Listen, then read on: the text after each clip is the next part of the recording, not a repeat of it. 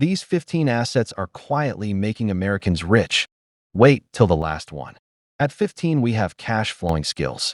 Let me tell you something most young people don't want to hear.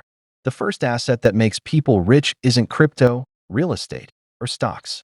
It's a skill that puts cash in your hands on demand. Old money understands this very well.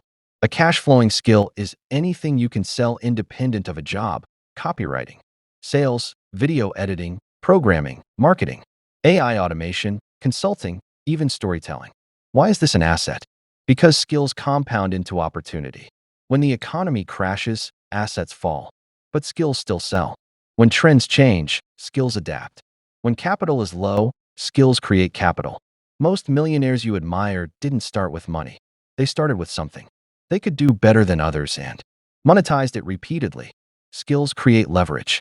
Skills attract networks. Skills open doors that money alone cannot. And here's the secret most gurus won't tell you. Once you master one high-income skill, every other asset becomes easier to buy. No skill? You depend on luck. With a skill, you control income. That's why this asset sits at number 15, not because it's weak, but because it's the foundation. At 14, we have digital products. Digital products are silent money printers.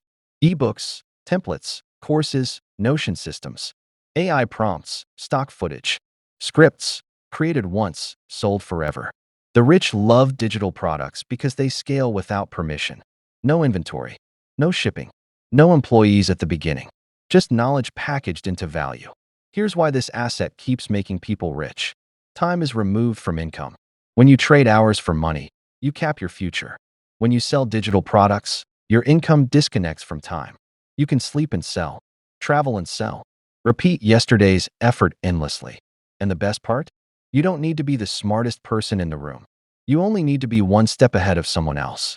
Old school entrepreneurs sold books. New school entrepreneurs sell systems.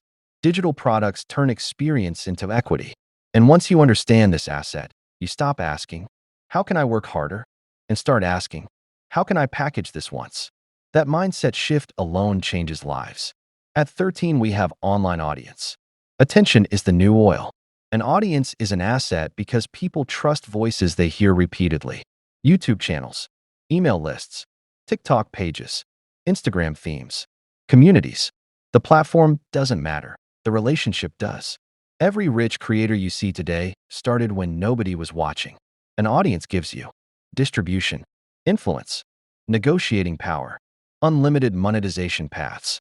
With an audience, you don't chase opportunities. Opportunities chase you. Brands pay. Products sell faster. Ideas spread easier. At 12, we have automated online businesses. Automation is what separates hustlers from owners. An automated online business works with minimal daily input. Think print on demand, affiliate blogs, AI-driven content sites, dropshipping with systems, SaaS tools. The goal isn't perfection, it's process. Old money built factories. New money builds workflows. Automation removes emotion from income. Once systems are in place, decisions happen without you. Sales happen without you. Growth happens without you. That's why wealthy people obsess over systems, not motivation. They don't ask, how do I work today? They ask, how do I remove myself from this? This asset buys time, and time is the only currency you can't earn back. At 11, we have intellectual property. IP is invisible wealth. Music rights, scripts, books, patents, characters, concepts. You create once, and ownership pays you for decades. This is how artists stay rich long after fame fades. This is how writers earn while retired. This is how ideas outlive people. Intellectual property turns creativity into inheritance. The rich don't just earn, they own. And ownership is the difference between being paid once and being paid forever. At 10, we have real estate. Let me be clear about something. Real estate doesn't make people rich because of luxury.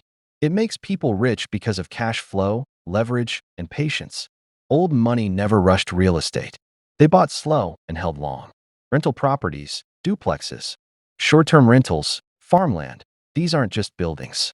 They are income machines backed by land, and land has never gone to zero. The power of real estate is simple. You control a large asset using other people's money. Banks fund it. Tenants pay it down. Inflation inflates it. Over time, Rent rises, debt stays fixed, and equity grows quietly. And here's the part most people miss. Real estate rewards time, not timing. You don't need the perfect deal. You need a good one held long enough. That's why rich families pass property down generations. It's boring, it's slow, and it works. Real estate isn't flashy wealth. It's inevitable wealth. At 9, we have equities. Owning pieces of great businesses. Stocks aren't gambling, speculation is. Equities mean ownership. You're not betting on prices, you're owning productivity. Every time you buy a quality company, you buy systems, employees, intellectual property, distribution, global reach. Old-timer investors don't chase trends. They buy businesses that print cash year after year. Compounding is the real magic here. Reinvested dividends, long-time horizons, consistent contributions. This asset rewards discipline more than intelligence. The market transfers money from the impatient to the patient. And the biggest advantage? Liquidity. You can enter and exit without lawyers, tenants, or repairs. That's why smart money blends equities with harder assets. Stocks are quiet wealth builders for people who understand time. At 8, we have businesses with recurring revenue. One-time sales keep you tired. Recurring revenue makes you wealthy. Subscriptions, memberships, retainers, software, communities. Old money loved rent. New money loves subscriptions. Why? Because predictability creates stability. When income is predictable, you plan better. You invest smarter. And you sleep better. Recurring revenue removes stress from entrepreneurship. Instead of chasing customers daily, customers renew automatically. This is why SaaS founders build empires. This is why communities explode. This is why newsletters are back. Monthly payments change everything. You stop surviving and start building. At 7, we have data and information assets. Data is the currency of the modern economy. Email lists, user behavior, search trends, market insights, audience analytics. Those who control data control direction. Big companies aren't rich because of products. They're rich because they understand people at scale. Even small creators benefit from this. If you know what people click, what they buy, what they ignore, you reduce guesswork. And reduced guesswork equals higher profits. Data doesn't age. Data compounds. This asset makes every other asset smarter. At 6, we have leveraged media. Content that never stops working. This is where old wisdom meets new tools. A single YouTube video can earn for years.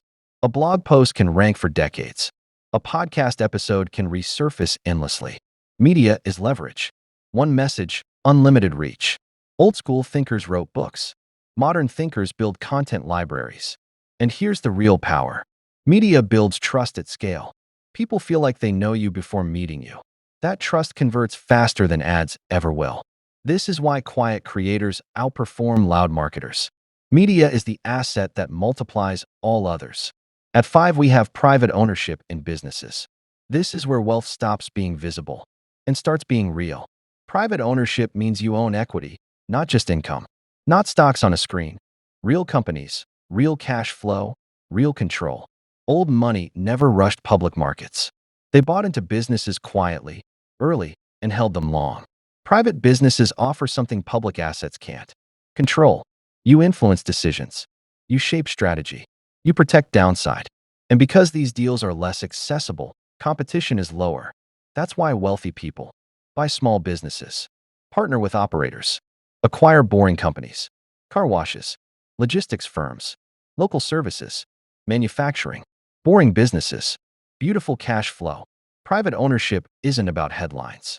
It's about steady returns and negotiated terms. This asset rewards relationships, patience, and reputation.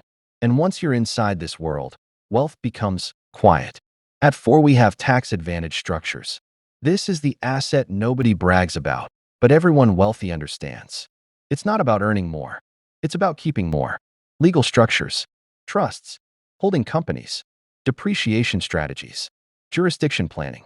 The rich don't play the same tax game as employees. They move income through entities. They delay taxes.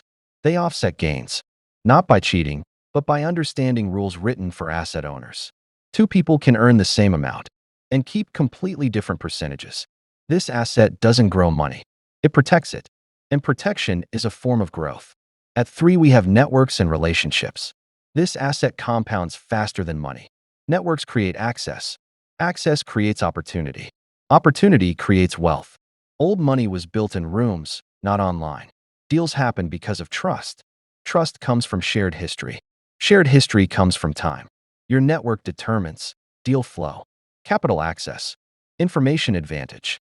And the strongest networks are built slowly, not through transactions, through contribution. This is why wealthy people invest in clubs, communities, masterminds, partnerships. Money moves through people. Always has. Always will. At 2, we have control of distribution. If you control distribution, you control value. Media companies, platforms, marketplaces, supply chains. Whoever controls how things move wins. Old empires controlled roads and ports. Modern empires control algorithms and platforms. When you own distribution, you lower customer acquisition costs. You raise margins. You set the rules. This is why big companies buy smaller ones, not for products, but reach. Distribution turns average products into billion-dollar companies. And this asset separates creators from empires. If you stayed till this point, please don't forget to like, share, and comment if you have any questions. I'm always available to answer. Thank you. At 1, we have time and decision autonomy. This is the final asset, the one all others are meant to buy. Time. Not free time, controlled time. The ability to choose what you work on, who you work with, when you stop. Rich people don't trade time. They protect it. Every asset before this one exists to reduce dependency. When time is owned, wealth is complete. No alarm clocks. No permission. No panic. That's real richness. Money comes and goes. Assets stay. Build slowly. Protect ownership and let time do the heavy lifting. That's how wealth is really made.